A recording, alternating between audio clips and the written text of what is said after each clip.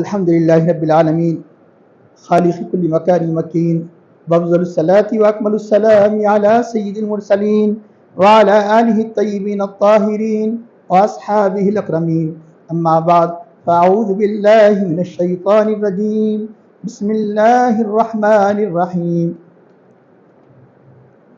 هو الذي خلقكم من تراب ثم من نطفة ثم من علقة ثم يخرجكم طفلا ثم لتبلغوا أشدكم ثم لتكونوا شيوخا ومنكم من يتوفى من قبل ولتبلغوا أجلا مسمى ولعلكم تعقلون هو الذي يحيي ويميت فإذا قضى أمرا فإنما يقول له كن فيكون ألم تر إلى الذين يجادلون في آيات الله أنى يصرفون الذين كذبوا بالكتاب وما أرسلنا به رسلنا وسوف يعلمون إذ الأغلال في أعناقهم والسلاسل يسحبون في الحميم ثم في النار يسجرون ثم قيل لهم أين ما كنتم تشركون من دون الله قالوا ضلوا عنا بل لم نكن ندعو من قبل شيئا كذلك يذل الله الكافرين ذلكم بما كنتم في الأرض بغير الحق وبما كنتم تمرحون ادخلوا أبواب جهنم خالدين فيها فبئس مثوى المتكبرين فاصبر إن وعد الله حق فإما نرينك بعد الذي نعدهم أو نتوفينك فإلينا يرجعون صدق الله العظيم قال الله تعالى في شأن حبيبه الكريم إن الله وملائكته يصلون على النبي يا أيها الذين آمنوا صلوا عليه وسلموا تسليما اللهم صل على سيدنا ونبينا مولانا محمد نبی الأمی وعلى آلہ وصحبہ وبارک وسلم۔ محترم بزرگان ملت، عزیز بھائیو، ابھی 24واں پارہ سورۃ المؤمن کے 7ویں رکوع کی 2 آیات اور 8ویں رکوع کی 8 آیات جملہ آیت نمبر 67 سے 77 تک کی تلاوت کا شرف حاصل کیا گیا۔ ان آیت کریمہ کا ترجمہ ہے کہ سب سے پہلے ہم 7ویں رکوع کی 2 آیتیں، اس کا ترجمہ اور تشریح کے بعد انشاءاللہ تعالی پھر 8ویں رکوع کی جن آیات کریمہ کی تلاوت کا شرف حاصل کیا گیا ان کا ترجمہ کیا جائے گا۔ اللہ تعالیٰ کا ارشاد ہے هو الذی خلقکم من تراب، وہی ہے، یعنی اللہ وہی ہے، وہ ذات ہے کہ جس نے تم کو من تراب، مٹی سے پیدا کیا۔ هو الذی خلقکم من تراب ثم من نطفۃ، پھر نطفے سے پیدا کیا، یعنی مادے سے پیدا کیا جس کو انگلش میں کہا جاتا ہے اسپم۔ ثم من علقۃ، پھر لوتھڑے سے خون کے، یعنی کلاٹ آف بلڈ۔ ثم یخرجکم طفلا، پھر تم کو بچے کی صورت میں نکالا، یعنی ماں کے پیٹ سے۔ ثم لتبلغوا اشدکم، پھر زندہ رکھا، یہ تشریح میں زندہ رکھا تشریح میں ہے سمجھنے کے لیے، پھر تاکہ تم اپنی جوانی کو پہنچو، یعنی تمہیں باقی رکھا بچے کی صورت میں پیدا کر کے اس عمر تک کہ جس یعنی تم جوانی تک پہنچو۔ اس کا ارشاد ہوتا ہے ثم لتکونوا شیوخا، پھر تاکہ تم بوڑھے ہو جاؤ، یعنی تمہارے یعنی اس زندگی کا سلسلہ باقی رکھا تاکہ تم بڑھاپی کے عمر کو پہنچو۔ اب کہیں گے ہر آدمی تو بوڑھا نہیں ہوتا، اب سنیے آگے اللہ تعالیٰ فرماتا ہے وَمِنْكُمْ مَن يُتَوَفَّى مِنْ قَبْلُ، تم میں سے بعض وہ ہے جو اس مرحلے سے پہلے ہی انتقال کر جاتے ہیں، کوئی بڑھاپی سے پہلے، کوئی جوانی سے پہلے، کوئی یعنی مطلب بچپن ہی میں۔ تشریح آئے گی انشاءاللہ تفسیر میں کہ وَلِتَبْلُغُوا أَجَلًا مُّسَمًّى، یہ سب کیوں یہ نظام یعنی اللہ نے قائم کیا تاکہ تم ایک مقررہ مدت تک پہنچ جاؤ جو اللہ نے مقرر کی ہے، ہر ایک کے لیے ایک مدت مقرر کی ہے۔ وَلَعَلَّكُمْ تَعْقِلُونَ، کیا تاکہ تم سمجھو، کس کو سمجھو؟ اللہ کی قدرت کو سمجھو، اللہ کی عظمت کو سمجھو۔ هو الذی یحیی و یمیت، وہی ذات ہے جو زندگی دیتا ہے، جو جلاتا ہے۔ وہ یمیت اور موت دیتا ہے، حیات و ممات جس کے قدرت میں ہے، وہ الذی یمیت فاذا قضى امرا، جب کسی معاملے کا فیصلہ فرماتا ہے تو اللہ تعالیٰ اس سے کہتا ہے کہ جس کو وجود میں لانا ہے، کن ہو جا فیکون، تو وہ ہو جاتی ہے۔ وہ الذی یحیی و یمیت فاذا قضى امرا فانما یقول له کن فیکون۔ تو یہ 7واں رکوع سورہ مومن کا ختم ہوا۔ انشاءاللہ تعالیٰ اس کے بعد کی آیات کا ترجمہ تشریح اس کے بعد کی جائے۔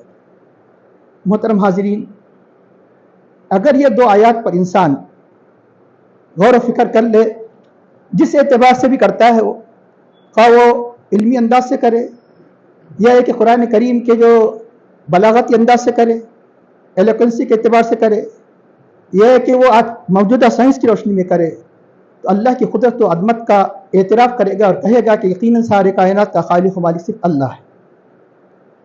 ابھی قرآن کریم کی یعنی جن آیات کریمہ کی تلاوت کا شرح کیا گیا، اس کا ترجمہ بیان کیا گیا، اوپر سے اس کا تعلق کیا ہے؟ اب اس سے پہلے سن چکے ہیں کہ مسلسل تسلسل کے ساتھ پورے قرآن میں کہیں بھی اللہ تعالیٰ نے رب العالمین، یعنی ہر آیت کا اختتام 3 آیتوں کا اختتام رب العالمین پر ہو، سوائے اس رکوع کے کسی میں نہیں۔ ذالکم اللہ ربکم، یہ تمہارا رب ہے، فتبارک اللہ رب العالمین والحمدللہ رب العالمین۔ اس طرح 3 مرتبہ اللہ نے یہ اعلان کیا کہ سارے عالمین کا رب ہے، سارے عالمین کا پالن ہار ہے، پرورش کرنے والا ہے۔ تو اللہ تعالیٰ اپنی قدرت اور اپنی اللہ تعالیٰ توحید کے دلائل میں، جیسا کہ پہلے بیان کیا گیا، کبھی تو اللہ تعالیٰ آفاق ہریزن کے دلائل کو بیان فرماتا ہے۔ ہریزن یعنی آسمان، زمین، چاند، سورج، کہ اگر ان کی حقیقت کو دیکھ لے، ان کے نظام کو دیکھ لے تو اللہ کی قدرت کا یقین ہو جائے۔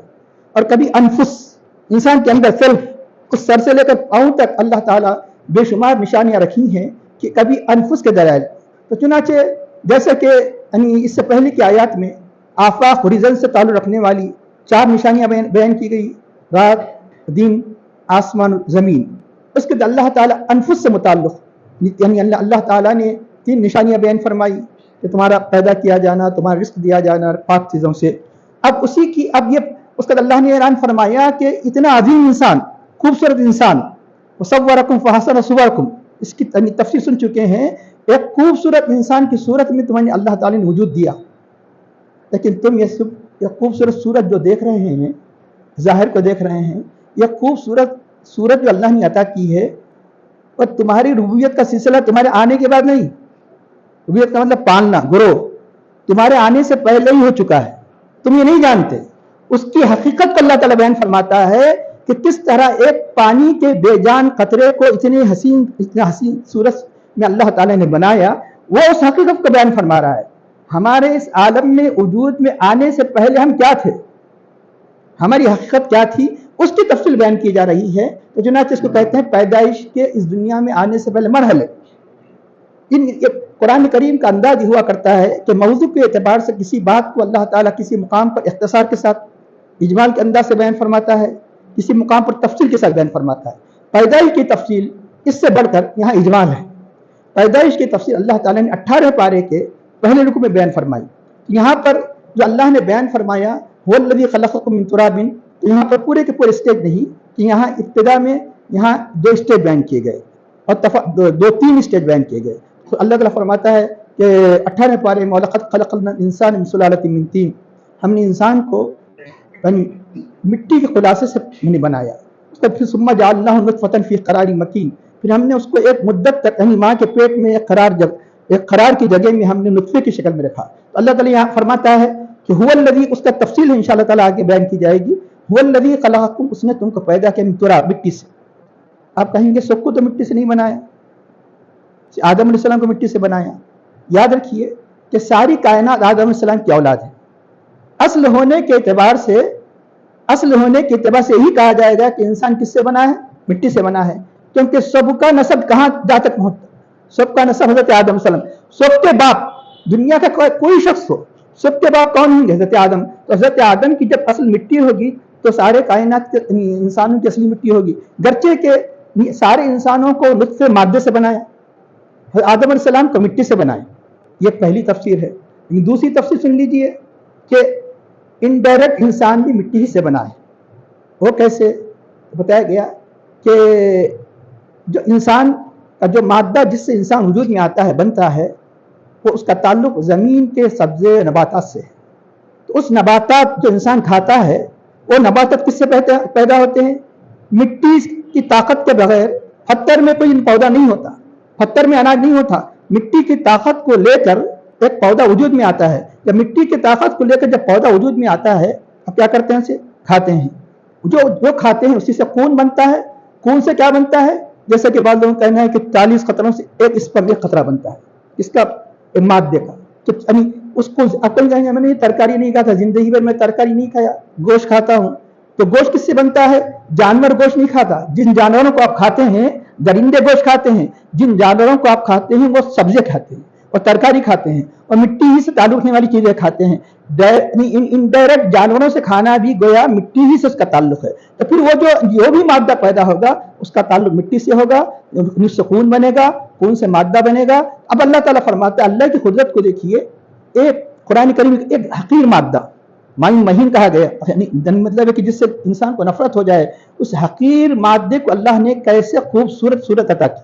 تو اللہ تعالیٰ فرماتا ہے کتنی عظیم قدرت ہے اور اس میں کوئی جان نہیں. جب بے جان چیزیں جو کچھ نہیں تھا جب وجود میں لایا، کیا مرنے کے بعد دوبارہ اٹھایا نہیں جائے گا؟ کیونکہ یہاں پر کافروں اور مشرکوں کو بتایا جا رہا ہے کہ تم قیامت کا انکار کرتے ہو، مرنے کے بعد دوبارہ اٹھائے جانے کا انکار کرتے ہو، اللہ کی قدرت کا انکار کرتے ہو. جو کچھ نہیں تھا ایک بے جان مادے کو اللہ نے جاندار بنایا، تو کیا اللہ تعالیٰ تمہارے وجود میں آنے کے بعد تمہارے مرنے کا دوبارہ نہیں اٹھائے گا؟ اس سے اللہ تعالیٰ فرماتا ہے کہ یقیناً اللہ تعالیٰ ہی زندگی دینے والا ہے، اللہ ہی موت دینے والا ہے. هو الذی خلقکم من تراب، وہی ذات جس نے تم کو مٹی سے بنایا. اس کا ثم من نطفۃ، پھر اس کے بعد مادے سے. اور ایک اہم بات، یہاں لفظ ثم بار بار آ رہا ہے. ہر جگہ قرآن میں آپ ثم نہیں ملے گا، کہیں وا کہیں فا. وا مانے اینڈ، فا مانے سو، وہ بھی اور کے معنی میں آتا ہے. ثم مانے دن. لیکن کسی چیز کی ہونے کی مدت کے بعد جب دوسری چیز ہوتی ہے ایک وقت لگتا ہے، وہاں لفظ ثم کہا جاتا ہے. جیسے وا اور فا میں عام طور پہ دو چیزیں ایک ہی وقت میں ہوتی ہے، یا اگر ایک ہی وقت میں نہ بھی ہو تو بالکل ترتیب سے ہوتی ہے کہ جیسے ارکعوا واسجدوا، رکوع کرو سجدہ کرو، رکوع کے ساتھ فوراً سجدہ ہوتا ہے. لیکن یہ جو مرحلہ ہے یہ مرحلہ فوراً نہیں ہوتا، کئی دن لگ جاتے ہیں. مٹی مطلب نطفے سے علقہ، اس لیے اللہ تعالیٰ ہر ایک ثم نہیں فرمایا، کئی ثم فرما دیا. ثم. تو قرآن کریم ایک ایک کلمے کے اندر کئی باتوں کی طرف اشارہ ہوتا ہے.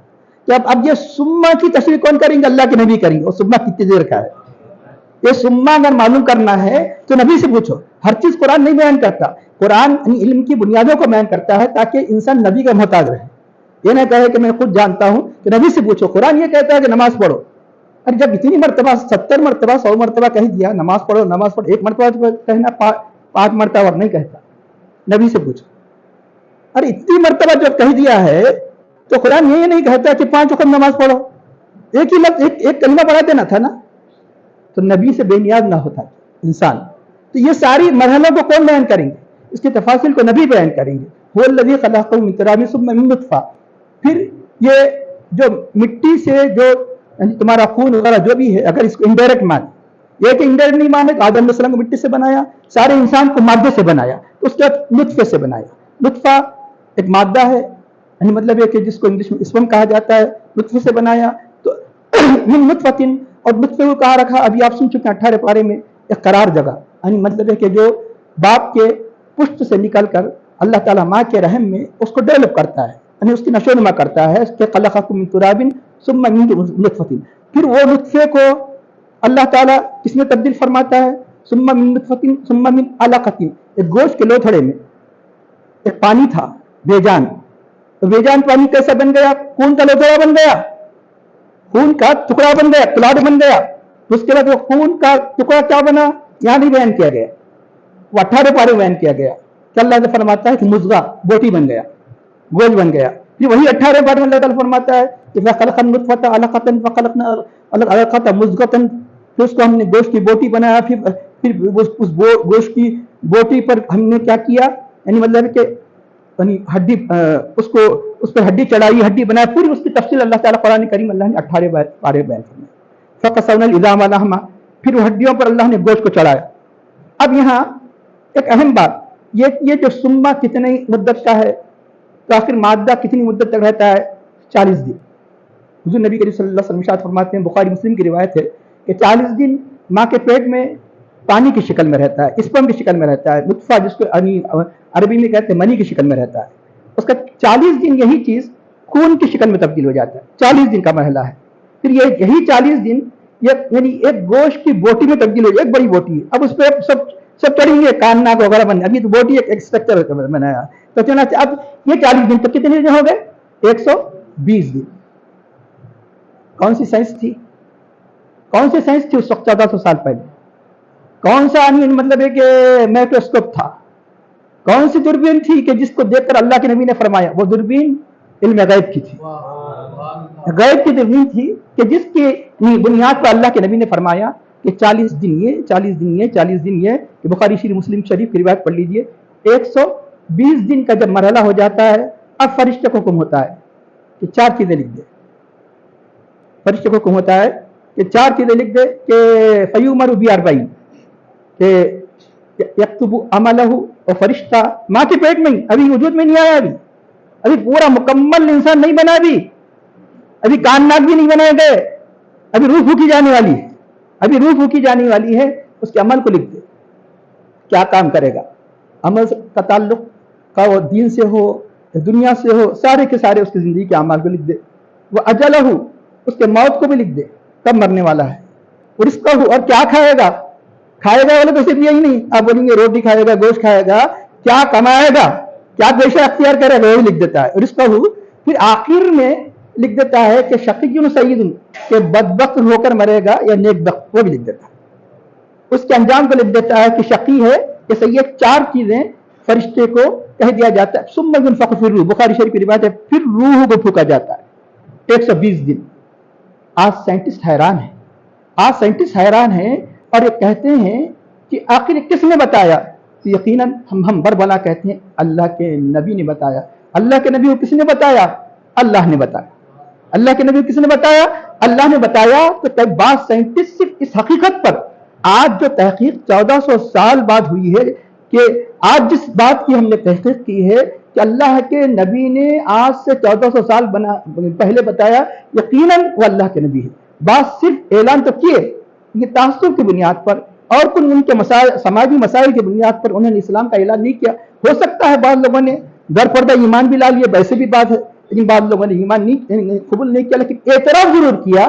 یقیناً یہ اللہ کا کلام ہے. انشاءاللہ اب ایسی حقیقتیں آپ کے سامنے بیان کی جائے گی، اب حیران ہو جائیں گے. وہ یہ کہ قرآن کریم میں سب سے پہلی جو آیت نازل ہوئی، کون سی آیت نازل ہوئی؟ اعوذ باللہ من الشیطان الرجیم، بسم اللہ الرحمن الرحیم. اقرأ بسم ربک الذی خلق، خلق الانسان من علق. پڑھیے اپنے رب کے نام سے. اقرأ بسم ربک الذی خلق، جس نے پیدا کیا. خلق الانسان من علق، انسان کو خون کے لوتھڑے سے، خون کے ٹکڑے سے پیدا کیا. یہ پہلی مرتبہ قرآن نازل ہو رہا ہے. پہلی مرتبہ قرآن جب نازل ہو رہا ہے تو اللہ تعالیٰ ڈائریکٹ تیسرے مرحلے کو بیان کر دیا. اور کیا آپ نے کبھی پہلی مرتبہ جب ہو تو یا تو پہلا مرحلہ جو آدم علیہ السلام سب جانتے تھے کہ مٹی سے بنائے، انسان کو مٹی بنائے، چلو سب کو مٹی سے، سب کو ڈائریکٹ بنائے، ڈائریکٹ علیہ السلام جو ڈائریکٹ جس سے بنائے. بار بار قرآن تو کہتا ہے کہ نطفے سے بنایا، نطفے سے بنایا، پانی سے بنایا، یہاں وہ تو ذکر کرنا تھا، وہ بھی نہیں. تیسرا مرحلہ کیوں کیا بیان کیا؟ اشارہ تھا کہ 2 اشارے ہیں، ایک دینی ایک سائنسی. دینی تو سبھی جانتے ہیں، اور سائنسی بتایا جائے گا انشاءاللہ تعالی.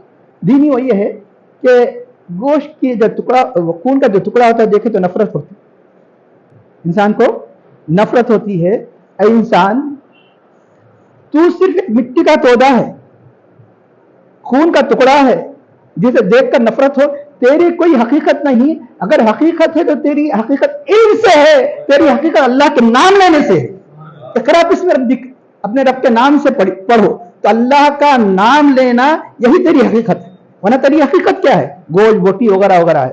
اور یہ تو اب اچھے خوبصورت دکھائی دے رہا ہے، لیکن جس کی بنیاد پر یہ جو خوبصورتی ہے، تیری حقیقت کیا ہے؟ تو چنانچہ اس طرح اللہ نے یہ بتانے کے لیے کہ تیری حقیقت ایک مٹی کے تودے اور خون کے ٹکڑے کے علاوہ کچھ نہیں تھی، لیکن تجھ کو ہم نے یہ علم سے نواز کر، تجھ کو ہم نے اپنا نام لینے کی توفیق عطا کر کے تجھے تیری حقیقت کو عطا کیا. اس لیے اللہ نے سب سے پہلے یہ لیکن یہ کہ ٹھیک ہے یہ تو بات سمجھ میں آ رہی ہے، وہ تو نطفے سے لفظ نطفے سے بھی ہو سکتا تھا، یہ بتانے کے لیے یہ دین 23 سال کے لیے نہیں، یہ دین ہمیشہ کے لیے، اب کوئی نبی آنے والے نہیں، یہ نبی اب کوئی نبی آنے والے نہیں، اس لیے ایک ایسا کلمہ بیان فرما دیا کہ دیکھو کہ اللہ کے نبی کہ صرف عربوں کے لیے بھیجے گئے، ہمارے لیے نہیں بھیجے گئے. ہمارا کلمہ کیا ہے؟ لا الہ الا اللہ محمد رسول اللہ، محمد صلی اللہ علیہ وسلم اللہ کے رسول ہے. تھے نہیں، تھے بولیں گے تو مومن نہیں ہوگا، تھے بھی، اب بھائی بھی اور رہیں گے بھی ہر زمانے میں. تو اب یقیناً جب ہر ایک کے لیے یہ نبی بھیجے گئے تو ہر نبی کو کیا دیا جاتا ہے؟ ان کی یعنی ثبوت، ان کی نبوت کے ثبوت کے لیے معجزہ دیا جاتا ہے اس زمانے میں. اور معجزہ کیا دیا جاتا ہے نبی کو؟ جو قوم جس فن میں ماہر ہوتی ہے اسی سے تعلق رکھنے والی ایسی بات بطور معجزہ کے دیا جاتا ہے، وہ آگے نہ جائے. ہم یہ تو کر سکتے ہیں، ہماری حد یہ ہے، اس حد سے آگے نہیں بڑھ سکتے. جیسے مثال کے طور پر صالح علیہ السلام کو کیا معجزہ دیا گیا؟ ان کو جو معجزہ دیا ان کی قوم کے اعتبار سے دیا گیا. اگر فصیح پلیغ قرآن کی صورت میں معجزہ دیا جاتا تو پتھر پھوڑوں کو اس سے کوئی اثر ہونے والا نہیں تھا. وہ لوگ کیا کرتے تھے؟ وہ لوگ پتھروں کو، پہاڑوں کو سنگ تراشی میں ایسے ماہر تھے، محلات میں تبدیل کر دیا کرتے تھے. اس لیے ان کو ایسا معجزہ نہیں دیا گیا کہ جو ان کی عقل سے بلند ہو، بلکہ اللہ کے نبی نے صلی اللہ علیہ وسلم کو یہ معجزہ دیا. کیا معجزہ دیا؟ کہ چٹان سے ایک زندہ اونٹنی کو نکال دیا. کیوں؟ کہ تم چٹانوں کو تو محلات میں تبدیل کر سکتے ہیں لیکن چٹان سے کسی زندہ اونٹنی کو نہیں نکال سکتے. تو یقیناً یہ معجزہ ان کے ذہنوں کو اپیل کرتا تھا. یقیناً ایک نبی ہی کر سکتا ہے، انسان کی قدرت سے باہر، انسان کی طاقت سے باہر ہے. اب عرب کس میں ماہر تھے؟ نہ تو سنگ تراشی میں، نہ جادوگری میں، نہ عیسیٰ علیہ السلام کی قوم کی طرح علم میڈیسن طب میں. اگر تھے تو فصاحت، بلاغت، زبان دانی. عرب کے معنی یہ ہے، عرب معنی جس کو اظہار کا طریقہ آتا ہو، جو اپنے بیان کو ایکسپریس کرتا ہو. ساری دنیا ان کے مقابلے عجم، گنگے. آجم معنی عام کو یعنی مطلب جانور وغیرہ جس کو بات نہیں آتی، ہم کتنا ہی بولنے والے ہیں ان کے مقابلے گونگے. یہ عجم ہے، عجم کا ترجمہ ہے. تو اب یقیناً اس لیے قرآن کلمات کے اعتبار سے، صرف معنی کے اعتبار سے ہی نہیں، کلمات کے اعتبار سے، ایلوکوئنسی کے اعتبار سے، بلاغت کے اعتبار سے، فصاحت کے اعتبار سے کوئی جواب نہیں. اس زمانے میں چیلنج ہے، آج بھی چیلنج ہے. ایک سورہ بھی اس کے مسلم فصاحت و بلاغت میں نہیں بنا سکتے. اب رہا یہ تو کیا عربوں ہی کے لیے نہیں بنا کے بھیجے؟ اب نہیں، ابھی بھی ہے نا. اب کیا ترقی پہ ہے؟ یہ قوم کس میں ترقی کی؟ آج تک ہزاروں سال نہیں معلوم کب سے دنیا چل رہی ہے. کسی قوم نے یعنی مطلب یہ انہیں نصیب نہیں ہوا سائنس کی ترقی. 200 سال پہلے سے گولا نہیں بنا سکے. دنیا کی بہت سی ترقیاں کیے ہوں گے، امیک نہیں بنا سکے. آواز پہنچانے کے لیے یا بیگ نہیں بنا سکے. اتنی مصیبتیں نہیں اٹھاتی تھی. اتنی بڑے بڑے سفر کی سہولتوں کی ضرورت نہیں تھی کہ آپ ریل نہیں بنا سکے، جہاز نہیں بنا سکے، یا فون نہیں بنا سکے.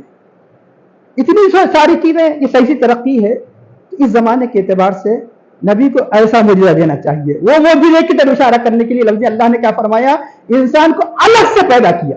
اب نہیں، یہ بات سمجھ میں نہیں آ رہی، انشاءاللہ سمجھ میں آ جائے گی. انسان کو الگ سے پیدا کیا. یہ نبی ہر زمانے کے لیے نبی ہے، ہر زمانے کے حالات کے اعتبار سے ان کو معجزے دیے گئے. اس لیے یہ بتانے کے لیے کہ یہ قرآن صرف 23 سال کے لیے نہیں کہ قیامت تک کے لیے یہ قرآن، یہی قرآن یعنی سب کا کلام رہے گا، یہی نبی سب کے نبی رہیں گے. اس لیے اللہ نے فرمایا اقرأ بسم ربک الذی خلق خلق الانسان من علق. اب لفظ علق دیکھیے، ایک وقت تھا ہم نے سائنس میں ترقی کی، دنیا کی ساری قومیں سو رہی تھی، انگریز بھی سو رہا تھا. کیوں سو رہا تھا؟ کہ گرجا گھر سے، کلیساؤں سے یہ اعلان کر دیا گیا تھا جو سائنس پڑھیں گا وہ کافر ہو جائے گا. سائنس پڑھنے کی کسی انگریز کی اجازت نہیں تھی. یہ صرف کس کے نصیبہ تھا؟ یہ مسلمانوں کا نصیبہ تھا. آج جس کو اسپین کہتے ہیں، یہ کس کی جاگیر ہے؟ مسلمانوں کی. اندلس، قرطبہ، علامہ اقبال جس پہ آنسو بہا رہے ہیں. ہم 800 سال تک جنہوں نے حکومت کی، لیکن ہم نے کیا کیا؟ سو گئے. سونے کا نتیجہ یہ ہوا کہ ہماری ہی بنیادوں کو لے کر انہوں نے اتنی سائنس کی ترقی دے دی کہ ہم حیران ہیں. ہم حیران ہیں. لیکن یہ بنیادیں کس نے دی؟ یہ جڑیں کس نے دی؟ مسلمانوں نے دی. کہ مسلمان جس وقت سائنس سے ترقی کر رہا تھا، اس وقت عیسائیوں کے پاس سائنس کا مطالعہ کرنا اس کو فجور تھا، بلکہ حرام تھا، بلکہ کفر کے فتوے دیے جاتے تھے. بعد میں دیکھا کہ یہ ایسا نہیں ہوتا، ترقی سائنس کے بغیر نہیں ہوتی. جب ہم سونے لگے تو ہوشیار بیدار ہو گئے. آج کیا عالم ہو گیا اب دیکھ رہے ہیں. اسی طرح قرآن کے ان حقائق کی تشریح تو ہمیں کرنا چاہیے تھی. کس نے کر کے بتایا؟ غیروں نے کر کے، آج بھی کر کے بتا رہے ہیں. قرآن کے ان حقائق کی تفسیر تو ہمیں کرنا تھا. آج کی سائنس کی روشنی بتانا تھا کہ دنیا کو بتانا تھا کہ دیکھو کہ قرآن یہ اللہ کا کلام ہے. کیسے اللہ تعالیٰ نے 1400 سال پہلے وہ باتیں بتا دی جو آج تحقیق ہو رہی ہے. تو چنانچہ لفظ الخ، زیادہ سال کی بات نہیں بتا رہا ہوں، صرف 40 سال پہلے کی بات بتا رہا ہوں.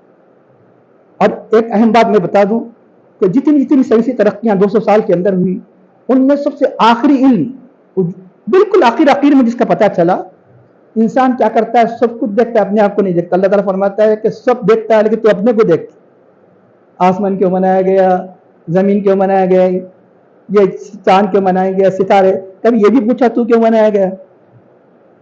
سب کی تو تحقیق میں مصروف ہے، ہزاروں کیوں کے حل میں مصروف ہے. ایک کیوں خود اندر ہے، ایک کیوں اندر ہے. اس کیوں کی اگر تحقیق کر لے تو زندگی کا مقصد حاصل ہو جائے. تو یہی وجہ ہے انسان سب کی تو تحقیق کیا، ایک تحقیق جو اپنی ہے بعد میں کیا. اپنی تحقیق کا مطلب یہ ہے انسان کے نہیں مطلب کہ مرحلہ مادے سے لے کے بچہ ہونے تک جو علوم یعنی مطلب ایک وجود میں آیا سائنس، میڈیکل سائنس کا یہی بالکل آخر 60-70 سال کی تحقیق ہے، صرف 60-70. ہاں دیکھا مائکروسکوپ 17ویں صدی میں نکلا، انسان زمین کو دیکھ نہیں سکا، اسے شعور نہیں ہوا کہ ماں کے پیٹ میں جو مرحلے نہیں دیکھا تو چکن کو دیکھا، مرغی کا بچہ کیسے ڈیولپ ہو رہا ہے، فلاں کا بچہ کیسے ڈیولپ ہو رہا ہے، خود اپنے آپ کو نہیں دیکھا. تو اب آخر میں 9ویں صدی کی نصف سے یہ تحقیق شروع ہوئی انسان کی پیدائش کے، جس کو انگلش میں کہتے ہیں ایمبریولوجی، یعنی علم الجنین. اس کا یہ یعنی جو باتیں بتائی جا رہی ہے اس کا تعلق علم الجنین سے ہے. تو اب یہ سب بالکل یعنی سائنس میں سب سے آخر زمانے میں اس کی تحقیق ہوئی. یہ جو باتیں میں بتانے جا رہا ہوں زیادہ دن کی نہیں، 40-45 سال پہلے سائنٹسٹ کی ہے. اس فن میں جو سب سے زیادہ نمایاں طور پر جس نے یعنی نام حاصل کیا اس کا نام ہے پروفیسر کیتھ ایل مور. پروفیسر مور جو آسان یاد رکھنے کے، پروفیسر کیتھ ایل مور. یہ اناٹمی بتا انسان کے جو اعضاء ہے اس اعضاء کے علم کو علم تشریح اعضاء کا بہت ماہر ترین پروفیسر گزرا ہے، جس کو کینیڈا نے 1941 مطلب صرف 42 سال ہوئے، 1981 صرف 42 سال ہوئے، 81 میں بہت بڑا ممتاز ترین اناٹمی کی دنیا میں اسے ایوارڈ دیا گیا. اب اس کے بعد اس نے جب اس کے کانوں میں پہنچا انسان کو اللہ تعالیٰ نے الگ سے پیدا کیا، الگ یعنی خون کے لوتھڑے سے، تو اب اس کا تحقیق کیا کیسے پیدا کیا الگ سے. اب ان کی ذہن کیسا ہوتا ہے، یہ ہمیں کرنا چاہیے تھا. الگ کے معنی تلاش کیا، الگ کے حقیقی معنی ہے، الگ کے 3 معنی ہیں. آج بھی ڈکشنری، یہ ڈکشنری آج نہیں لکھی گئی، ڈکشنری پہلے سے ہے، ہمیں غور کرنے کی ضرورت تھی، ہم نے غور نہیں کیا. الگ کے کتنے معنی ہیں؟ 3، لیکن ایک ہی معنی ترجمہ کیا جا رہا ہے، غلط نہیں. ایک اہم بات بتاؤں، حقیقت سے پہلے سائنس کسی نئے معنی کی تحقیق کرتی ہے تو پرانے معنی غلط نہیں ہوتے. یہ قرآن کا معجزہ ہے، وہ معنی بھی ہوں گے، یہ معنی بھی ہوں گے، ورنہ تفاسیر غلط سمجھ جائیں گے نعوذ باللہ. وہ تفسیر بھی صحیح، یہ تفسیر یہ بات اور ہے کہ انسان کو شعور نہیں تھا، اسے تحقیق کرنا چاہیے تھا، تحقیق نہیں کیا، انسان ہی کو چاہیے. تو قرآن آپ ڈکشنری دیکھ کر کھولیں گے، الگ کے 3 معنی. نمبر 1 الگ، ابھی آپ جس کو جانتے ہیں تو تمام تفاسیر میں ہے جو ہر عالم جانتا ہے، کلاٹ، CLOT، کلاٹ، گوشت کا خون کا ٹکڑا. نمبر 2 الگ کا مطلب سسپینڈڈ تھنگ، لٹکنے والی چیز، چپکنے والی چیز، چپکنے والی معلق بولتے نا آپ، اسی سے یہ عربی زبان نہیں ہوتا، میڈیکل والی زبان ہے. وہ معلق جو ہوتے لٹکی ہوئی چیز، اور لٹک نہیں چپک بھی جاتی ہے. الگ کا دوسرا معنی. الگ کا تیسرا معنی یعنی مطلب سے معنی ہے کہ لیچ، جس کو کہتے ہیں یعنی مطلب ہے کہ جوک، ایک کیڑا ہوتا ہے کالا جو یعنی بسا اوقات انسان یعنی چھوٹے چھوٹے کیڑے اگر وہ پانی میں چلے جائے تو کیا کرتے ہیں، وہ انسان کے خون کو چوس لیتے ہیں. وہ کیڑے کی غذا کیا ہے؟ خون چوسنا. لیچ کا کام کیا ہے؟ خون چوسنا. تو ایک زمانے میں جونک اٹک جاتی تھی، تو آج بھی علم طب میں جونک کو نکالنے کے طریقے لکھے گئے ہیں. جونک اگر غلطی سے چلے جائے تو وہ حلق کو پکڑ لیتی ہے، وہ جا کے لڑک جاتی ہے اور پورا خون چوستی ہے، اور خون چوسنا اس کا کام ہے. ڈکشنری دیکھ لیجیے پوری، یہ 3 ہے۔ تو اب اس نے کیا کیا، اب جب مائکروسکوپ سے جو مادہ جب خون کی شکل میں تبدیل ہوئی تو اس کی فوٹو لینے شروع کیا، اس کے ماں کے پیٹ کے، کیونکہ آج تو دیکھ رہے ہیں نا وہی جو سائنس ترقی کر کے آج دیکھا جا رہا ہے، تو اس نے دیکھا اب مائکروسکوپ کی پہلے دن کی کیفیت، جیسے ہی وہ وہی مطلب کہ مادہ خون میں پہلے ہفتے میں، دوسرے ہفتے میں، تیسرے ہفتے میں، اس کی کتاب ہے ڈیولپنگ ہیومن یعنی ترقی یافتہ انسان، اس میں یہ پورے فوٹو بھی موجود ہے، اس کے فوٹو بھی موجود ہے کہ جو اس میں پہلے ہفتے کی جو مطلب ہے کہ خون کے ٹکڑے کی کیا شکل ہوتی ہے، دوسری کیا ہوتی ہے، تیسری کی شکل کیا ہوتی ہے۔ تو چنانچہ یعنی ایک بہت بڑی عالمی کانفرنس جو ہر سال ایک یعنی سعودیہ منعقد کرتا ہے، دمام میں منعقد ہونے والے 1983 میں اس نے ایک مقالہ پڑھا کس پہ، علم الجمیل قرآن کی روشنی میں جو خاص کر بتایا، تو سارے کے سارے عرب حیران ہو گئے۔ لوگوں نے یہ پوچھا تو مطلب تم یہ یقین کرتے ہو کہ یہ قرآن اللہ کا کلام ہے؟ اس نے کہا کہ اس کے ماننے میں دشواری محسوس نہیں کرتا، میں اس کے ماننے میں کوئی دشواری محسوس نہیں کرتا، کیونکہ یہ جس تحقیق کو ہم آج پہنچے 1400 سال پہلے قرآن کریم کہہ رہا ہے۔ اس نے کہا الگ کے معنی خون کا ٹکڑا، یہ بھی صحیح ہے۔ اس نے کہا الگ کے معنی جوک یعنی مطلب ہے کہ لیچ، یہ بھی صحیح ہے۔ اس نے کہا الگ کے معنی سسپینڈنگ تھنگ، یہ بھی صحیح ہے۔ اب ثابت کیا، کیسے ثابت کیا؟ جب وہ مادہ خون میں تبدیل ہوتے ہی سب سے پہلے کیڑے ہوتے ہیں نا، کیڑے کی طرح، تو بعینی ہی اس کی شکل جوک کی ہوتی ہے۔ اس لیے آج کے موجودہ ترجمہ کرنے والے کیا لکھتے ہیں ترجمے میں کہ یہ لکھتے ہیں کہ تحقیق کس کی تھی؟ سب سے پہلے انگریز کی تھی۔ ہم نے انسان کو خون کے لوتھڑے جوک کے مانی چیز سے پیدا کیا۔ اب پریشان نہیں ہونا، ارے جوک کہاں سے آ گیا؟ ہم 200 سال سے یعنی مطلب ہم 1500 سال سے جوک نہیں پڑے، جوک وہ بھی صحیح ہے خون کا۔ تو خون کا جو پہلا جو مرحلہ ہوتا ہے وہ جوک کی شکل میں ہوتا ہے۔ جوک کیا کرتی؟ خون پیتے نا، تو یہ ڈیولپ کیسا ہوتا؟ اب وہ جوک کی شکل میں اب ماں کے خون کو پینا شروع کر دیتی ہے۔ یہ خون کہاں سے آیا؟ وہ خون کہاں سے آتا ہے؟ جو خون کا لوتھڑا بنتا ہے تو الگ سے تو نازل نہیں آیا خون، تو وہ خون کو پینا لگتی ہے۔ تو جب پیتے پیتے وہ خون جب جوک کا ٹکڑا ہی ڈیولپ ہو کر جا کے اس کے رحم کی دیوار سے چپک جاتا ہے تو لٹکتا بھی ہے، چپکتا بھی ہے۔ اسے دوسرے معنی تشکیل۔ اب تیسرے ہفتے میں جب رحم میں پورا خون بھر جاتا ہے، اب جوک دکھتا نہ کچھ دکھتی، جوک کے معنی ہے نا سسپینڈ خون ہی خون، اب کلاٹ۔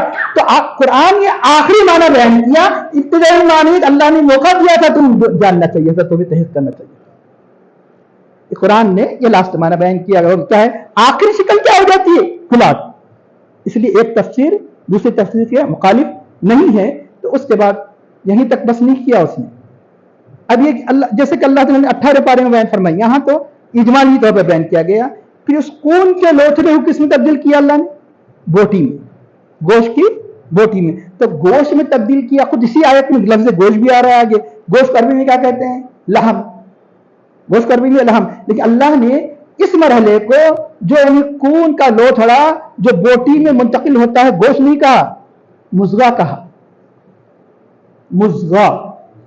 مضغہ کے معنی کیا ہے؟ گوشت کی وہ بوٹی جسے چبائی گئی، خالی بوٹی نہیں، گوشت کی بوٹی جسے چبائی۔ اب وہ تحقیق کرنے لگا کہ وہ اللہ نے یہ کیوں فرمایا، لحم کیوں نہیں فرمایا، ہم گوشت بنا دیے؟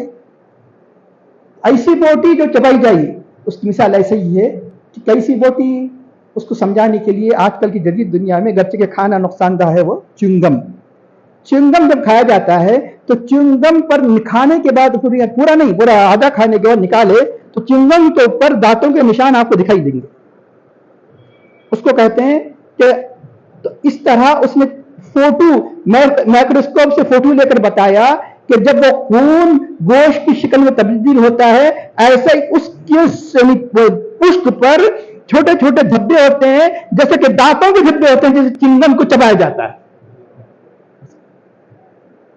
تو اب یہ وہ تحقیقات ہے جس کو دیکھ کر سائنٹسٹ بھی کہنے لگے یقیناً یہ قرآن کریم اللہ کا کلام ہے۔ تو اب اس کے بعد اللہ تعالی ارشاد فرماتا ہے وَالَّذِي خَلَقَكُم مِّن تُرَابٍ ثُمَّ مِّن نُطْفَةٍ ثُمَّ مِّن عَلَقَةٍ ثُمَّ يُخْرِجُكُم طِفْلًا۔ اب یہ سارے مرحلے قرآن کریم جو بیان کیے گئے ہیں کہ یعنی مطلب ہے کہ اس کو بوٹی بنانا، پھر ہڈی چڑھانا، اس کے بعد پھر اللہ تعالیٰ فرماتا ہے کہ پورا مرحلہ اتنے دن گزرنے کے بعد جب وہ وجود میں آتا ہے تو تمہیں بچے کی شکل میں اس عالم وجود میں لاتا ہے. ثم یخرجکم طفلا. عربی زبان یعنی ہر حرکت کے لیے الگ الگ لفظ ہے. طفل بتایا جاتا ہے 6 سال کی عمر کے بچے کو طفل کہا جاتا ہے. اس کے بعد کے لیے عربی زبان دوسرا لفظ تجویز کرتا ہے سبیون. اس کا تیسرا لفظ تجویز کرتا ہے، اس کا عربی زبان تجویز کرتی ہے ولدن. اس کا پھر بلوغ کے لیے الگ، پھر بلوغ کے مرحلوں کے لیے الگ، جوانی کے لیے الگ، بڑھاپے کے مرحلوں کے لیے الگ لفظ. تو چنانچہ اس کے بعد تمہیں ایک بچے کی شکل اس عالم وجود میں لاتا ہے. تو چنانچہ ثم یخرجکم طفلا ثم اس لیے پھر اللہ تعالیٰ پرورش کرتا ہے لتبلغوا اشدکم، کیا کہ تم اپنی جوانی کی انتہا کو پہنچے، تاکہ تم اپنی جوانی کو پہنچے. اشد میں نے سختی کے معنی ہے، سختی کے معنی اشد کے معنی جوانی کی عمر کو پہنچے. اور جوانی کی عمر کیا ہے؟ ایک نوجوانی ہے، ایک جوانی ہے. بتایا گیا کہ نوجوانی کا مطلب یہ کہ انسان نوجوان کب ہوتا ہے کہ اگر ایک تو یہ کہ علامت کے وجود سے ہوتا ہے. علامت جوانی نوجوانی کی جو علامتیں بتائی گئی اس کے اندر پائی جائے تو 12 سال میں بھی ہو سکتا ہے، 13 سال میں بھی ہو سکتا ہے، 14 سال میں ہو سکتا ہے. لیکن یہ کہ احناف کے مطابق 15 سال میں اگر کوئی علامت ظاہر ہو یا نہ ہو، کسی صورت میں وہ نوجوان سمجھا جائے. اور یہاں تک کہ اگر اس کے پیچھے تراویح پڑھنا چاہے، اس کا کسی فرض کو پڑھنا چاہے، نمازیں پڑھنا چاہے، تو 15 سال کی عمر چاند کے اعتبار سے، سرکاری اعتبار سے نہیں، سرکاری اعتبار سے بڑھ جاتی ہے، یعنی مطلب ہے کہ اس کی مدت بڑھ جاتی ہے، چاند کے اعتبار سے کم ہو جاتی ہے. چنانچہ 15 سال میں اس بچے کے پیچھے نماز پڑھی جا سکتی ہے. اب رہا یہ کہ اشدکم میں جو بتایا گیا جو سختی ہے، مطلب جوان جو پختہ ہو جاتا ہے، اس کی ابتدا میں اختلاف کیا. بعد نے کہا کہ 18 سال کہ جہاں اس کے اعضاء مضبوط ہو جاتے ہیں. بعد نے کہا کہ 21 سال. اس کا سلسلہ بتایا جاتا ہے 30 سال تک چلتا رہتا ہے. یہ 30 سال. اب اس کے بعد اس کے اعضاء میں یعنی مطلب آہستہ آہستہ یعنی پوری مکمل اس کے اعضاء میں یعنی مطلب ہے کہ اب اس کے بڑھوتری کی کیفیت نہیں ہوتی 30 سال کے بعد. تو اب اس کے بعد 40 سال کی عمر میں جب اس کی عقل پختہ ہو جاتی ہے تو وہاں سے اس کی ادھڑ عمر کا سلسلہ شروع ہوتا ہے 40 سال کی عمر میں. تو چنانچہ 40 سال سے لے کر بعض اقوال کے مطابق 50 سال تک، بعض اقوال کے مطابق 60 سال تک اس کو ادھڑ پن کی عمر کہی جاتی ہے. بڑھاپے کی عمر کے بارے میں بتایا گیا یا 50 سال سے شروع ہوتی ہے یا 60 سال سے شروع ہوتی ہے. بڑھاپا کس کو کہتے ہیں؟ بڑھاپا کہتے ہیں عموماً بڑھاپے کی علامت یہ ہے بالوں کا سفید ہو جانا، یہ بڑھاپا ہے. عربی زبان میں جس کو یعنی مطلب ہے کہ یعنی شیب سے تعبیر کیا گیا کہ یعنی جو ایک شب شب میں نے جوان ہونا، شاب شب میں نے بوڑھا ہو جانا. شیب کے معنی عربی زبان میں یعنی بالوں کا بیٹھا ہو جانا من جملہ نشانیوں کے ہے کہ بڑھاپے کی ابتدائی عمر اس کی شروع ہو چکی ہے. تو یاد رکھیے حضور نبی کریم صلی اللہ علیہ وسلم کی بارگاہ میں ایک مرتبہ حضرت ابو بکر صدیق رضی اللہ عنہ نے ادب سے پوچھا، یا رسول اللہ کہ آپ کے سر مبارک میں کچھ بڑھاپے کی نشانی ظاہر ہوئی ہے، کیا تھے کچھ بال سفید دکھائی نہیں لگے. اللہ کے نبی نے کیا فرمایا سنیے. ترمذی شریف کی روایت ہے کہ مجھے بوڑھا نہیں کیا مگر سورہ ہود نے، سورہ واقعہ نے، سورہ مرسلات نے، اس جیسے سوروں نے بوڑھا کیا. اس کیوں بتا رہا ہوں یہاں کیونکہ بڑھاپے کا ذکر ہے. انسان بوڑھا کیا ہوتا ہے؟ قوت میں اضمحلال، وہ قوت باقی نہیں رہتی، وہ طاقت باقی نہیں رہتی. قوت میں جب اضمحلال، قوت میں جب کمی ہوتی ہے اسے بڑھاپا کہا جاتا ہے. یہی نا سب بوڑھے ہوتے ہیں ہماری طاقت میں، ہماری انرجی میں کمی کی وجہ سے. اللہ کے نبی کا بڑھاپا خوف خدا کی وجہ سے. آپ فرماتے ہیں کہ مجھے کسی چیز نے بوڑھا نہیں کیا، بوڑھا کیا تو وہ قرآن کریم کی وہ صورتیں جس میں اللہ نے عذاب اور قیامت کا ذکر کیا ہے. کیونکہ جو جتنا اللہ کا مقرر ہوتا ہے اس کے اندر اتنا ہی خوف خدا پایا جاتا ہے. یہاں تک کہ سب سے زیادہ خوف خدا عوام الناس سے بڑھ کر اولیاء میں، اولیاء سے بڑھ کر ائمہ میں، ائمہ سے بڑھ کر انبیاء میں، انبیاء سے بڑھ کر سید الانبیاء. جتنا مرتبہ بڑھتا چلا جاتا ہے اتنا ہی جتنا علم بڑھتا جائے گا خوف خدا بڑھتا جائے گا، جتنی معرفت بڑھتی جائے گی خوف خدا بڑھتا جائے گا. اگر یہ خوف خدا نہیں ہے تو سمجھنے کہ علم بھی نہیں ہے، معرفت بھی نہیں ہے. علم و معرفت تو بظاہر مطلب ہے کہ بظاہر دیکھنے میں علم شیطان کو اتنا تھا، لیکن یہ کہ اسے حقیقت میں خوف نہیں ہے، وہ علم ہی نہیں ہے. علم یقیناً علم کس بات کا تقاضا کرتا ہے؟ خوف خدا کا تقاضا کرتا ہے. تو چنانچہ اب یہاں یہ بتایا گیا اللہ کے حبیب کا. اور ایک بات یہ اگر اللہ کے حبیب اگر واقعی یعنی اضمحلال کی وجہ سے اعضاء کی یعنی کمزوری کی وجہ سے بوڑھے ہوتے تو پورا سر بیٹھ ہو جاتا نہیں. احادیث میں آتا ہے آپ کے سر مبارک میں 20 بعض بات 21 سے بڑھ کر سفید بال نہیں تھے، گن سکتے تھے. آپ کے سر مبارک میں آخر وقت تک بھی 20 سے بڑھ کر بال سفید نہیں تھے. تو اللہ تعالیٰ ارشاد فرماتا ہے پھر تمہیں ثم لتکونوا شیوخا، تاکہ تم بوڑھے ہو جاؤ. تاکہ تم بوڑھے ہو جاؤ تو اس کا ارشاد ہوتا ہے کہ وَلِتَبْلُغُوا أَجَلًا مُّسَمًّى وَمِنكُم مَّن يُتَوَفَّىٰ، تم میں سے بعض وہ ہے کہ جو اس مرحلے سے پہلے انتقال کر جائے. اس مرحلے سے پہلے بڑھاپے سے پہلے، اس مرحلے سے پہلے جوانی سے پہلے، یہ کہ بچپن سے پہلے، یہ کہ ماں کے پیٹ ہی میں اس کا حمل ظاہر ہو جاتا ہے. بادشاہ ہو کہ بڑے سے بڑا امیر بھی ہو، اگر اسے بچانا چاہے تو نہیں بچا سکتا. بچپن میں کتنا ہی مطلب یہ کہ کتنے بڑی دولت مند ہو، موت کا وقت آ جاتا ہے نہیں بچا سکتا. جوانی میں کتنا ہی یعنی کیسی کتنی بڑی طاقت کا مالک ہو تو اپنے بچے کو بچانا چاہے نہیں بچا سکتا. تو بات وہ ہے کہ جن کو اللہ تعالیٰ یعنی مطلب ہے کہ اس سے پہلے ہی یعنی وفات ہم کنار کر دیتا ہے. وَمِنكُم مَّن يُتَوَفَّىٰ مِن قَبْلُ وَلِتَبْلُغُوا أَجَلًا مُّسَمًّى، تاکہ تم ایک مدت تک پہنچ جاؤ جو مدت تمہارے لیے مقرر کی ہے. یہ سب سارے کے سارے مرحلے کیوں بیان کیے اللہ تعالیٰ؟ تاکہ تم اللہ کی قدرت کو سمجھو. لعلکم تعقلون، تاکہ تم جانو اللہ کی عظمت کو جانو، وحدانیت کو جانو، قدرت کو جانو. تو چنانچہ یہ تمہیں غور و فکر کرنے کے لیے اللہ تعالیٰ نے ترتیب بتائی. اس کا ارشاد ہے، سنیے کہ اب آپ سن چکے ہیں کہ اللہ کے پاس کیا دیر ہے کہ ایک لمحے میں انسان جب ہو جاتا ہو جاتا ہے. 40 دن سب مرحلے کیوں؟ تاکہ یہ عالم اسباب ہے، ہمیں یہ بتانے کے لیے ہر چیز بتدریج پر انسان اس دنیا میں حاصل کر سکتا ہے. یہ بتانے کے لیے کہ انسان جلد بازی سے کام نہ لے. کوئی چیز فوراً حاصل نہیں ہو جاتی ہے. جیسے مثال کے طور پر 2 دن کھا کے انسان طاقتور نہیں ہو جاتا ہے، کہ طاقت کے لیے کئی دن کھانا پڑتا ہے. علم حاصل کرنے کے لیے وقت لگانا پڑتا ہے. عمل کے لیے بھی کیفیت پیدا ہونے کے لیے وقت لگانا پڑتا ہے. بغیر وقت تمہیں کچھ حاصل ہونے والا نہیں. اللہ ہمیں تعلیم دینے کے لیے بتایا، ورنہ اللہ کی تو شان یہ ہے فَإِذَا قَضَىٰ أَمْرًا، جو اللہ تعالیٰ کسی معاملے کا حکم فرماتا ہے تو ہو جاتی ہے. یہ 40 دن کے مرحلے کی ضرورت نہیں ہے، ہماری تعلیم کے لیے سارے مرحلے بیان کیے. وہ لگی ہوئی امید وہی ذات ہے کہ جو زندگی دیتا ہے، موت دیتا ہے. جب تم کچھ نہیں تھے کہ اللہ نے تمہیں وجود دیا، ایک مطلب مردہ پانی کو وجود دیا، تو کیا تمہارے پیدا ہونے کے بعد اتنی بڑی جوانی کے بعد تم مر جاتے ہیں؟ مرنے کے بعد کیا تمہیں دوبارہ نہیں اٹھائے گا؟ تو یقیناً وہی اٹھائے گا جس نے تمہیں زندگی دی ہے. اور یہ دیکھیے، یہ جو بتایا گیا، اللہ تمہیں منٹی سے پیدا کیا، نطفے سے پیدا کیا، علقے سے پیدا کیا. یہ اللہ تعالیٰ کا یہ ایک ہوتا ہے قانون، ایک ہوتا ہے قدرت. یہ اللہ کا قانون ہے. یہ اللہ کا قانون جو بھی آئے گا ماں باپ کے ذریعے سے آئے گا. یہ اللہ کا قانون ہے. قدرت یہ ہے اگر چاہے تو اللہ تعالیٰ بغیر اسباب کے صرف ہو جا. کیا حضرت آدم علیہ السلام کی کوئی ماں باپ تھے؟ اللہ جب فرماتا ہے تو آدم علیہ السلام کیسے پیدا ہوئے؟ بچے پیدا ہوئے، جوان پیدا ہوئے کہ اللہ نے ان کی مٹی کو ایک ہی وقت میں جوانی کی صورت میں اٹھا دیا.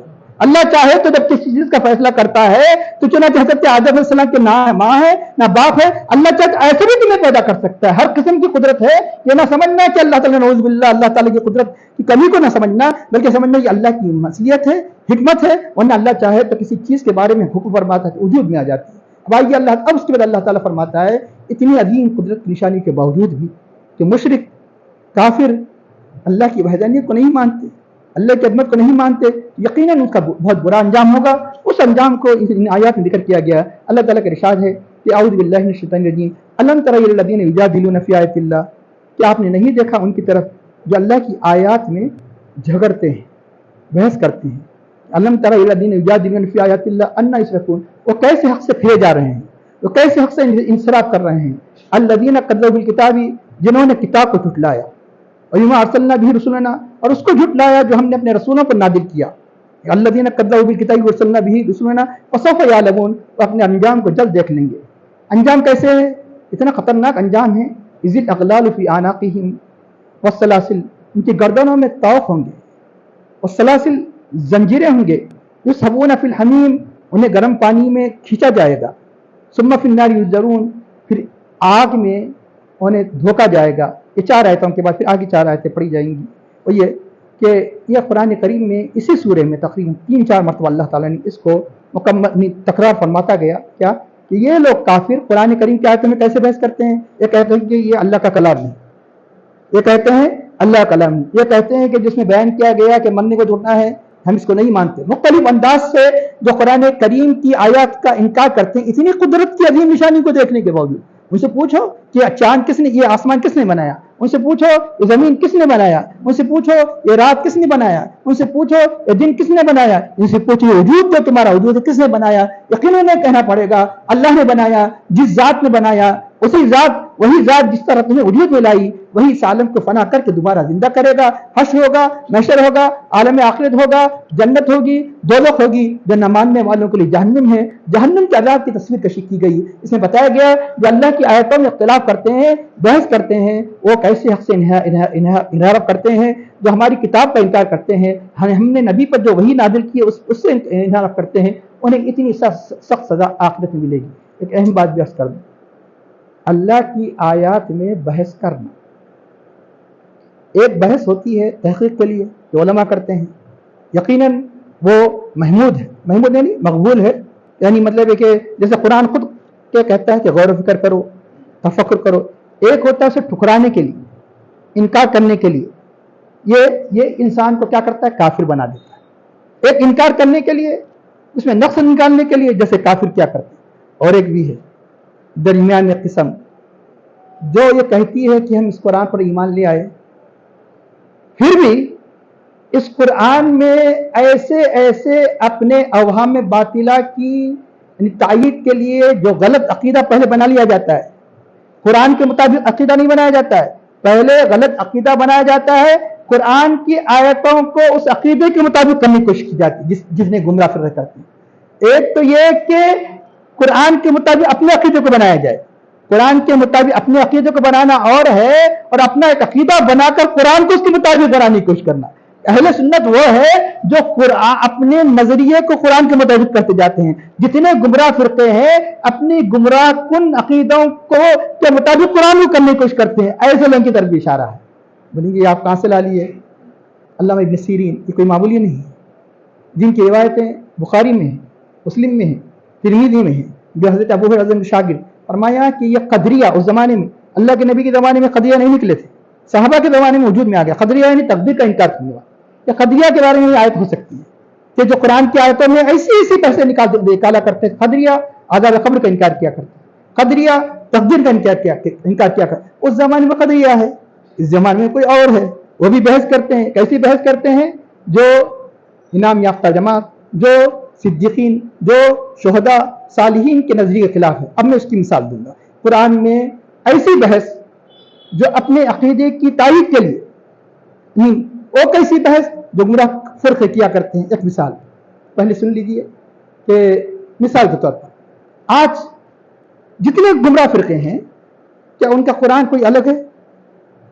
کیا قدریہ کا قرآن الگ ہے؟ یہی ہے. جبریہ کا قرآن الگ ہے؟ یہی ہے. یہاں تک کہ روافض کا قرآن یہی ہے. علاوہ کچھ مان لے, یہ قرآن تو مانتے ہیں نا, لیکن اپنے عقیدے کے مطابق قرآن کو بنانے کی کوشش کرتے ہیں. یہ قرآن کو تو مانتے ہیں, مزید اور یہ کہ اور اضافہ کر کے بتاتے ہیں یہ بھی قرآن ہے. نعوذ باللہ. قدریہ کا قرآن یہی, روافض کا قرآن یہی, شیعہ کا قرآن یہی. یہاں تک کہ حد تو یہ ہو گئی ساری دنیا جن کو کافر مانتی ہے کہ قادیانیوں کا قرآن یہی, قادیانیوں کا قرآن یہی. تو اب ان کی بحث, ان کی لڑائی کیسی ہوتی ہے؟ میں ایک مثال دیتا ہوں.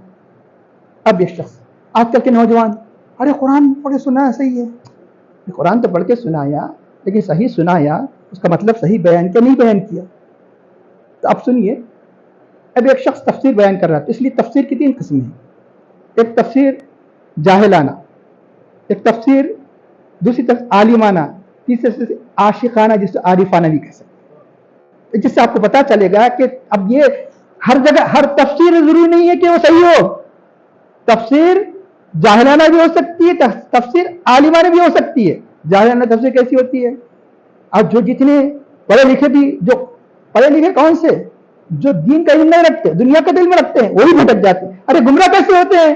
قرآن کہتا ہے یضل بہ کثیرا ویہدی بہ کثیرا. اسی کلام کے ذریعے سے ہم بہت سے لوگوں کو گمراہ کرتے ہیں, بہت سے لوگوں کو ہدایت دیتے ہیں. جو غلط معنی مطالب اس کے لے کر گمراہ ہو جاتے ہیں, اسی قرآن کے وہ معنی جو ہر زمانے میں سلف صالحین نے لیا تھا وہ لے کر کیا ہو جاتے, ہدایت پاتے ہیں. اور ایک اہم بات آپ نے دیکھا کہ گمراہوں کا ذکر پہلے ہے کیونکہ جماعتیں زیادہ ہے, ہدایت یافتہ کا ذکر بعد میں ہے.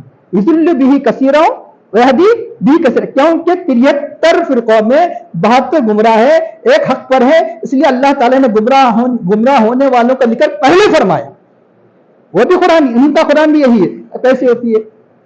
اب قرآن کی آیت پڑھ لی کہ اب خود تفسیر کرنا، خود معنی مطلب بیان کرنا. آج یہی ہو رہا ہے. یہ سمجھ رہے کہ ہمارے بھی آگے حضور ترجمے کیا ضرورت ہے ہمیں، یعنی مطلب ہے کہ سلف صالحین کی تفسیر دیکھنے کی کیا ضرورت ہے، ہمیں اولیاء علماء ربانی کی تفسیر دیکھنے کی کیا ضرورت ہے. ہم عربی کے ماہر ہیں، عربی کے ماہر ہونے سے قرآن نہیں آتا ہے. تو ارشاد ربانی ہے جیسے اللہ تعالیٰ ارشاد فرماتا ہے ان العزت للہ جمیعا، کہ بے شک عزت اللہ ہی کے لیے تمام کی تمام. اللہ تعالیٰ کسی کلام کو بغیر تاکید سے فرما دے تبھی تاکید والا ہوتا ہے. یاد رکھیں یہ قاعدہ ہے. کیوں؟ الف لام میم ذالک الکتاب لا ریب فیہ، کہ اللہ تاکید لگا دے تو کتنی اور زیادہ مضبوط ہو جاتا. ایک انا فرمایا ویریلی انڈیڈ، تو یہی نہیں جميعا فرمایا all together verily all the honour is for Allah belonging to Allah, ساری کی ساری عزت اللہ کے لیے. اب یہ قرآن کی آیت پڑھ لیے، اب جا کے کسی کالج میں تفسیر ہو رہی، کیا ہو رہی؟ یہ دیکھو ساری کی ساری عزت اللہ کے لیے ہے. حضرت خواجہ بندہ نواز کی عزت نہیں، ساری سب کی ساری عزت اللہ کے لیے. حضرت غوث اعظم کی عزت نہیں، ساری کی ساری عزت. حضرت محبوب الہی کے لیے عزت نہیں، ساری کی ساری عزت. سارے کے سارے بچے متاثر، وہاں قرآن کی آیت ہے اور اللہ اتنا تاکید کے ساتھ فرماتا ہے ساری کی ساری عزت اللہ کے لیے. غوث پاک کو کیوں کر عزت ہو سکتی ہے، خواجہ بندہ نواز کو کیوں کر عزت ہو سکتی ہے، حضرت بابا فرید بن شکر کو کیوں کر عزت ہو سکتی ہے؟ بھٹک گیا، گمراہ ہو گیا، گمراہ ہو گیا. تو چنانچہ یہ تفسیر کیا ہے؟ تفسیر جاہلانہ. تفسیر جاہلانہ جو انسان کو گمراہ کر دیتی ہے، یضل بہ کثیرا کی فیری میں ڈال دیتی ہے. اب عالی معنی سنیں، اور یہ یقیناً وہ تفسیر بیان کرے گا عزت اللہ ہی کے لیے ہے. کوئی عزت کا مالک نہیں، کوئی اونر نہیں. عزت کا حقیقی اونر کون ہے؟ حقیقی مالک کون ہے؟ اللہ ہے. جو اونر ہوگا وہی دے سکتا، کوئی اور نہیں دے سکتا. آپ مالک ہی نہیں، آپ دے سکتے ہیں، آپ وہی دیں گے جس کے آپ مالک ہے. عزت کا جب وہ مالک ٹھہرا جسے چاہے عزت دے دے. کوئی دنیا میں عزت دار نہیں جب تک کہ اللہ عزت نہ دے. اللہ جب عزت، کیونکہ مالک وہی ہے. جتنے لوگوں کی عزت ہے خود کی عزت نہیں ہے، اللہ کی دی ہوئی ہے. دی ہوئی، دینے والا، لینے والا، یہ دونوں برابر نہیں. ایک عطائی عزت، حقیقی عزت کو دونوں برابر نہیں. بندوں کی عزت اللہ کی عزت کے مقابل نہیں ہو سکتی، برابر نہیں ہو سکتی. عزت دار کون ہے؟ لیکن یہ بات آپ اپنے عقل سے بیان کر رہے. قرآن میں کیا آیا؟ قرآن پڑھتے تو معلوم ہوتا نا. اللہ کا ارشاد ہے قرآن میں ایک ہی جگہ پوری چیزیں نہیں بیان کر دی جاتی، اس لیے تفسیر کی ضرورت ہے، اس لیے علماء سے رجوع ہونے کی ضرورت ہے. ورنہ یہ محفل میں کیا ضرورت ہے؟ آپ کو بھی اردو آتی ہے، آپ کو بھی انگلش آتی ہے، انگلش کا ترجمہ موجود ہے، اردو کا ترجمہ موجود ہے. یہ آنے کی کیا ضرورت ہے؟ یہ محفل قائم کرنے کی ہر طرف ضرورت کیوں ہے دنیا میں؟ اس لیے ہے. اللہ تعالیٰ فرماتا ہے، کہاں فرماتا ہے؟ سورہ منافقون فرماتا ہے وَلِلَّهِ الْعِزَّةُ وَلِرَسُولِهِ وَلِلْمُؤْمِنِينَ وَلَكِنَّ الْمُنَافِقِينَ لَا يَعْلَمُونَ. اللہ کے لیے عزت ہے، اس کے رسول کے لیے عزت ہے، مومنین کے لیے عزت ہے، لیکن منافق نہیں جانتے. قرآن کیا کہہ رہا ہے؟ ایک مقام پر تو کہہ رہا ہے کہ ساری کی ساری عزت ہے اللہ کے لیے، اور ایک مقام پر کہہ رہا ہے کہ اللہ کے لیے عزت ہے، رسول کے لیے عزت ہے، مومن کے لیے عزت. کیا مطلب؟ مطلب یہ ہے جہاں قرآن نے کہا کہ حقیقت میں عزت اسی کی ہے، عزت کا مالک وہ ہے. جہاں یہ کہا عزت اللہ کے لیے، اس کے رسول کے لیے بھی ہے، مومن کے لیے بھی ہے. یعنی جو عزت دینے والے نے کس کی عزت دی؟ اہل ایمان کو عزت دی جو اللہ اس کے رسول کو مانتے ہیں اور اپنے رسول کی عزت عطا فرمائے. ایک آیت دوسری آیت کس طرح جب تک توافق نہ ہو، ورنہ قرآن سے ٹکرا جائے گا. یہ دیکھیے قرآن میں تضاد نہیں، دیر از نو کنٹرڈکشن. کنٹرڈکشن جو تضاد ہے ہمارے فہم میں ہو سکتا ہے، ہمارے انڈرسٹینڈنگ میں ہو سکتا ہے. قرآن تضاد سے پاک ہے، اس لیے ہر جملے میں پڑھو ولی اللہ تعالیٰ. کیوں؟ تاکہ گمراہ نہ ہو. اعوذ باللہ من الشیطان الرجیم الحمدللہ الذی انزل علی عبدہ الکتاب ولم یجعل لہ عوجا. تمام تعریف اللہ کے لیے جس نے اپنے بندے پر یہ کتاب نازل فرمائی. ولم یجعل لہ عوجا، اس میں کجی نہیں رکھی، اس نے ٹیڑھاپن نہیں رکھا. ایک آیت دوسری آیت کی تفسیر ہو سکتی ہے لیکن تضاد مخالف نہیں ہو سکتا، ٹینگیشن نہیں ہو سکتا، تضاد نہیں ہو سکتا، تناقض نہیں ہو سکتا. تو اللہ تعالیٰ فرماتا ہے، اب آگے اللہ تعالیٰ فرماتا ہے کہ جب کافر کہیں گے میدان محشر کی تپتی دھوپ میں پانی پانی پانی، تو ان کی ضیافت کیسے کی جائے گی؟ ایک تو یہ کہ سب سے پہلے ان کے ذلت کے لیے اللہ تعالیٰ ان کی گلوں میں کیا کر دے گا؟ توق ڈال دے گا. توق ہی نہیں بلکہ زنجیروں میں باندھ دیا جائے گا. زنجیروں سے سلاسل ان کے گلوں میں. بعض بات میں بعض مفسرین نے بیان کیا زنجیر گلے میں ضروری نہیں کہ زنجیر پورے جسم میں بھی ہو سکتی ہے. یعنی ایک زنجیر، وہ زنجیریں کن کے ہاتھ میں ہوں گی؟ فرشتوں کے ہاتھ میں ہوں گی. اور کیسے کھینچیں گے؟ قرآن کریم کی آیت ہے یوم یسحبون فی النار، یہ ایک آیت دوسری آیت کی تفسیر فرمائیں، ان کی کھینچنے کا ذکر ہے لیکن کیسے کھینچیں گے قرآن کی دوسری آیت بیان کریں گی، یوم یسحبون فی النار، جبکہ کافروں کو جب کھینچا جائے گا جہنم میں، علی وجوہہم، ان کے چہروں کے بل،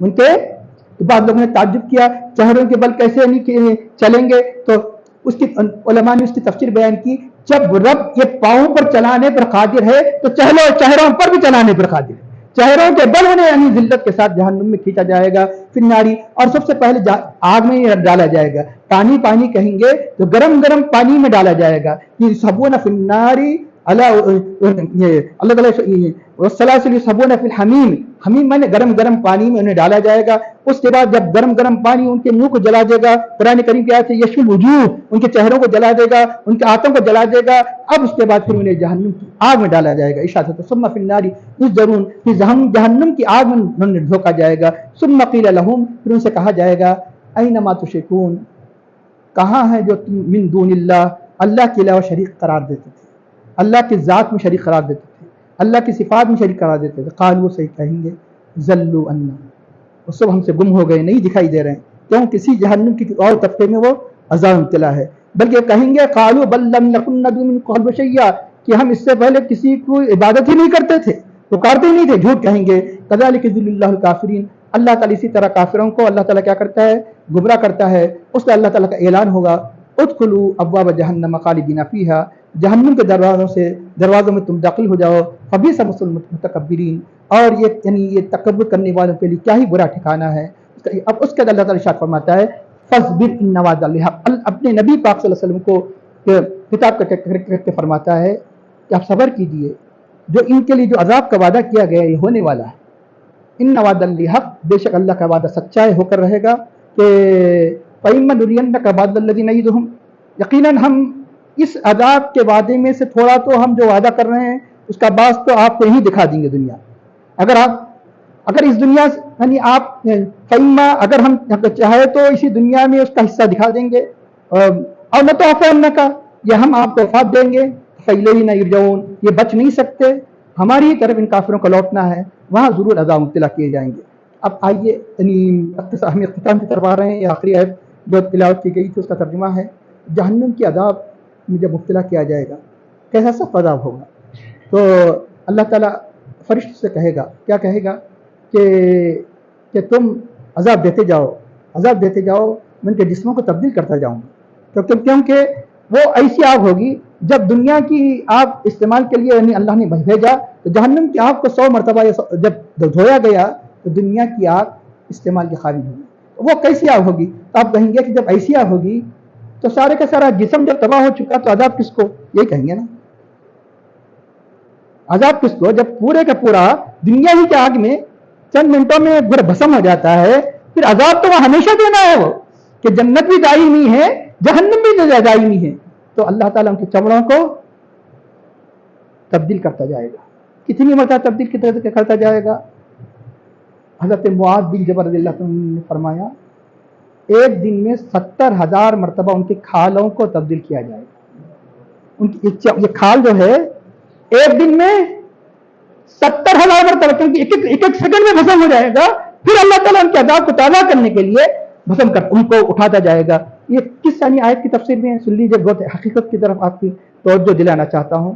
ان الذین کفروا بآیاتنا، بے شک وہ لوگ جو ہماری آیتوں کا انکار کیے، سوف نصلیہم نارا، ہم ان کو دوزخ کی آگ میں ڈالیں گے، کلما نضجت جلودہم، جب ان کے چمڑے جل جائیں گے، پک جائیں گے نا، جل جائیں گے، جلودہم بدلناہم جلودا غیرہا، اس چمڑے کے علاوہ دوسرے چمڑے میں تبدیل کر دیں گے، لیذوقوا العذاب، تاکہ عذاب کو بار بار چکھتے جائے، ان اللہ کان عزیزا حکیما، بے شک اللہ غالب حکمت والا ہے، تاکہ عذاب میں کمی نہ ہو، اللہ تعالیٰ فرماتا ہے بدلتے جائیں گے، اور حدیث تفاصیل کس میں آتی ہے، حدیث میں آتی ہے، حدیث میں بیان کیا گیا کتنا ہے اس کا اندازہ، ایک دن میں 70,000 مرتبہ۔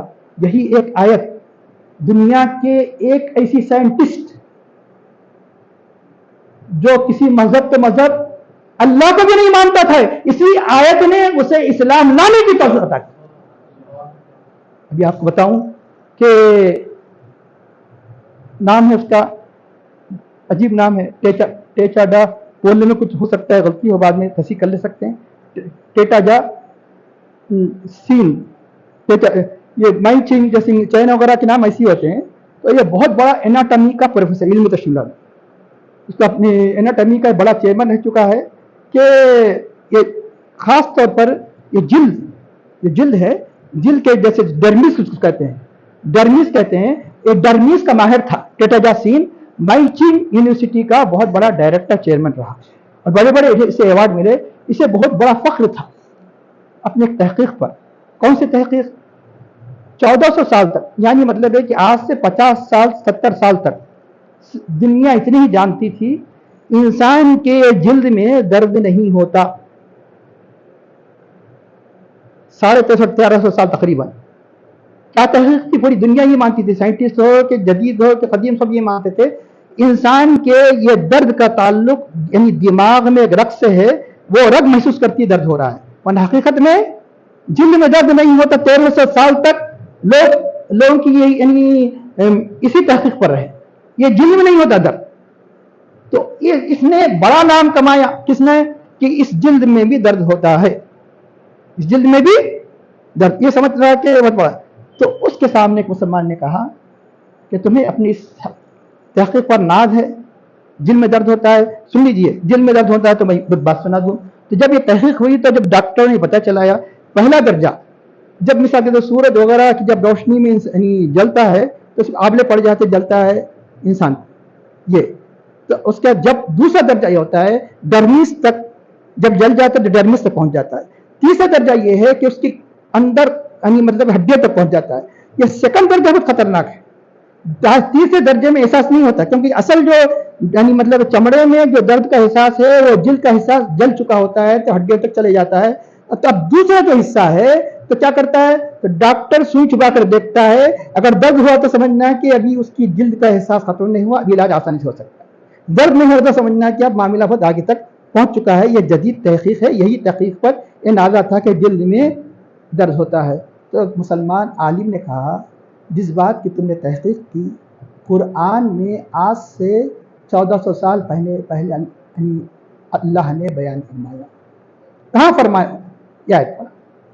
کہ یعنی جب کیونکہ درد کے اگر جلد میں درد نہیں ہوتا تو کھالوں کو بدلنے کی کیا ضرورت تھی؟ جلد میں درد نہیں ہوتا کھال بدلنے کی ضرورت نہیں. یہ کھالوں کا بدلا جانا اس بات کی دلیل ہے کہ جلد میں درد ہوتا ہے. تم آج تحقیق کر رہے ہیں، قرآن تو 1400 سال پہلے بول دیا کہ کھالوں کو بدل دیا. بدل اللہ جلودن، اللہ صاف فرماتا ہے اسکن بدلے گا، اس لیے اسکن بدلے گا تاکہ جلد کو احساس پر احساس ہوتا رہے.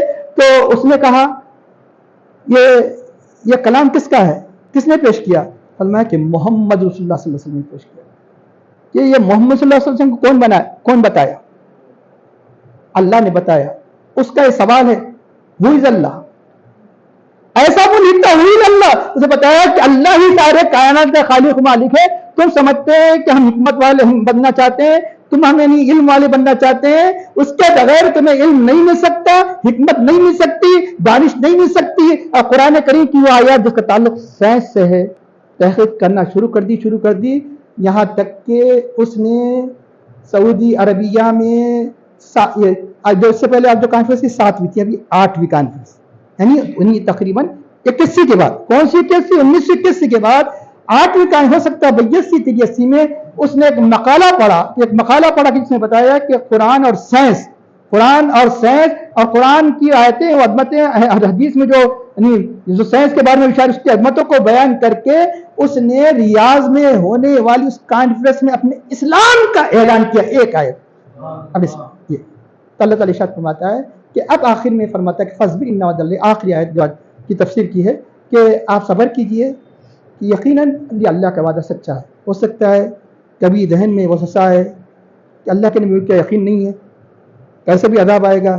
کہ صبر کیجئے، ایک نے قرآن میں بار بار کہا گیا آپ صبر کیجئے، اللہ کا وعدہ پورا ہونے والا ہے. جو عذاب ان کو بارے میں بتایا گیا آپ دنیا میں کچھ دیکھ لیں، کیسے دیکھ لیں گے؟ بدر کی صورت میں، فتح مکہ کی صورت میں کچھ تو یہاں دیکھ لیں گے، اور اصل عذاب کہاں ہوگا؟ وہاں ہوگا. سن لیجئے بار بار کافر حضور نبی کریم صلی اللہ علیہ وسلم یہ تانا دیا کرتے تھے یہ وعدہ آپ کا کب ہوگا؟ یہ وعدہ کب ہوگا؟ وَيَقُولُونَ مَتَىٰ هَذَا الْوَعْدُ إِن كُنتُمْ صَادِقِينَ، یہ وعدہ کب ہوگا اگر تم سچے ہو؟ تو اللہ نے جب کافر کسی قسم کی اگر آپ پہ تانا دیا کرتے تھے، آپ کو تکلیف پہنچا کرتے تھے، تو اللہ تعالیٰ فوراً اپنے محبوب کی تسلی کے لیے قرآن نازل کیا کرتا، فوراً تسلی کے لیے نازل کیا کرتا تھا. تو اس لیے اللہ نے فرمایا، تسلی کے لیے فرمایا کہ جیسے اور کافر جس سے پہلے کے عذاب کا مزہ چکھ چکے ہیں، یہ بھی چکھیں گے، اپنے انجام کو دیکھ لیں گے. قوم عاد جیسے انجام کو دیکھ چکی ہے، قوم سمود انجام کو دیکھ چکی ہے. فصبر، آپ صبر کیجئے، ان وعد اللہ حق، اللہ کا وعدہ سچا ہے. اللہ کے نبی اس لیے نعوذ باللہ یہ نہیں کہ آپ کو شک ہے، بلکہ اس لیے کہ ان کافروں کا جواب دینے کے لیے کہ تم کسی صورت میں اللہ کے نبی کے خود زندگی میں ہم بتا دیں گے کچھ حصے کو، اور کچھ اگر کچھ بچ بھی جائے تو آخر میں بچنے والا نہیں. فَإِمَّا نُرِيَنَّكَ بَعْضَ الَّذِي نَعِدُهُمْ، کہ ہم یہ نہیں مطلب ہے کہ اگر ہم بتا دے تو ٹھیک ہے، بہت اچھی بات ہے. ہم نہیں بتائیں گے اور نَتَوَفَّيَنَّكَ، آپ دنیا سے وفات فرما جائے تبھی ہماری طرف ان کو لوٹ کر آنا ہے. انشاءاللہ تعالی اس کے بعد کا حصہ آگے بیان کیا جائے گا. کہ آخر میں دعا کرتا ہے اللہ ہمیں قرآن کریم